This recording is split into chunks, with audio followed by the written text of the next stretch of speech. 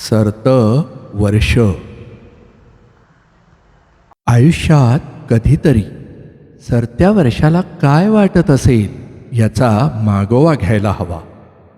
त्याच्यासारखं दुर्लक्षित कौतुकशून्य आणि नकोसेपण अनुभवताना होणाऱ्या यातनांचा विचार करायला हवा. नव्याची नवलाई असणं हा तर या जगाचा अंगभूत गुण. पण जुन्याने काहीतरी केलंय रे तुमच्यासाठी याची मनात असू दे थोडी तरी खूण. परक्याच्या लग्नात खुळ्यागत नाचत सुटायचं हाच झालाय सध्याचा प्रघात. काहीही करून स्वतःच्या तुंबड्या भरायच्या, मग कोणाचा होईना का घात. चूक काय बरोबर काय यापेक्षा फायद्याचं काय हे झालंय जास्त महत्त्वाचं. याबद्दल चूक दाखवणाऱ्यांच्याच ओझं झालंय अस्तित्वाचं.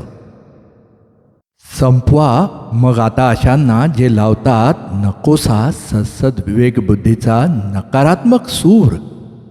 जाळा गाडा पुरा अशांना, किंवा मग उखडून द्या फेकून खूप खूप दूर. कष्ट मेहनत सबुरी वगैरे घासून गुळगुळीत झालेले शब्द त्या फेकून भंगारात. कपट आयतं आणि तत्काळ या त्रिसूत्रीचा अंगीकार करा आयुष्यात. सरत्या वर्षाप्रमाणे असलेले सरत्या संस्कृतीचे आणि सरत्या संस्कारांचे विचार सरसकट फेकून देताना एकदा तरी विचार करायला हवा.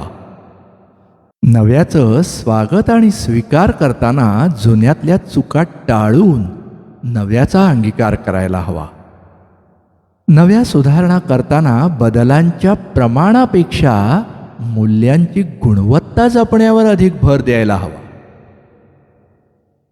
नव्याचं स्वागत करताना जुन्याकडे तुच्छतेने न बघता सन्मानपूर्वक निरोप द्यायला हवा. सन्मानपूर्वक निरोप द्यायला हवा.